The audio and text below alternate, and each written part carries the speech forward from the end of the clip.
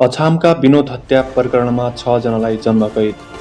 अछामको पञ्चदेउल विनायक नगरपालिका 4 का 16 वर्षीय विनोद शाही मृत्यु प्रकरणमा उच्च अदालत दिपायलले जिल्लाको फैसला उल्ट्याएको छ।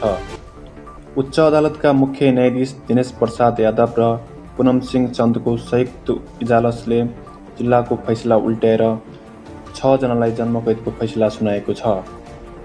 अदालतका प्रवक्ता नरबहादुर नेगीले प्रतिवादी सञ्जन शाही, महेन्द्र शाही, वीरेन्द्र शाही, देवेन्द्र शाही, पृथ्वी शाही र अङ्कल शाहीलाई जन्मकैदको सजाय सुनाएको बताएको छ। उनीहरू मध्येका सञ्जन शाही नेपाली काङ्ग्रेसका नगर सभापति समेत हुन्। उनका अनुसार उनीहरूलाई जनही 1-1 लाखका दरले पीडित पक्षलाई क्षतिपूर्ति भराउन आदेश दिएको छ।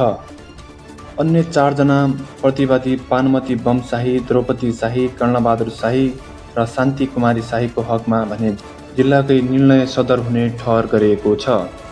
4 गते मङ्सिर 2082मा जिल्ला अदालत अछामले यो मुद्दाको सुनवाई गर्दै सबै प्रतिवादीलाई सफाई हुने फैसला सुनाएको थियो। 30 वैशाख 2079को स्थानीय तह चुनावको दिन पञ्चदेउल विनायक नगरपालिकामा काङ्ग्रेस र एमाले प्रतिवादी बीच संवाद भएको थियो। सोही विषयलाई लिएर पछि एमाले कार्यकर्ताले काङ्ग्रेस कार्यकर्तामाथि कुटपिट गरेका थिए। पछि काङ्ग्रेस कार्यकर्ताले दिएको जाहेरीका आधारमा 17 जेठमा प्रहरीले पक्राउ गर्न खोज्दा अवरोध गरेपछि दोहोरी झापट भएको थियो। सोही क्रममा शाही बेपत्ता भएको थिए। 21 जेठमा घर नजिकैको जङ्गलमा मृत भेटिएका शाहीको हत्या गरेको भन्दै पीडित पक्षले पञ्चदेउल विनायक नगरपालिकाकी मेयर अम्बिका चलाउने सहितका 13 जना विरुद्ध किटानी जाहेरी दिएको थियो।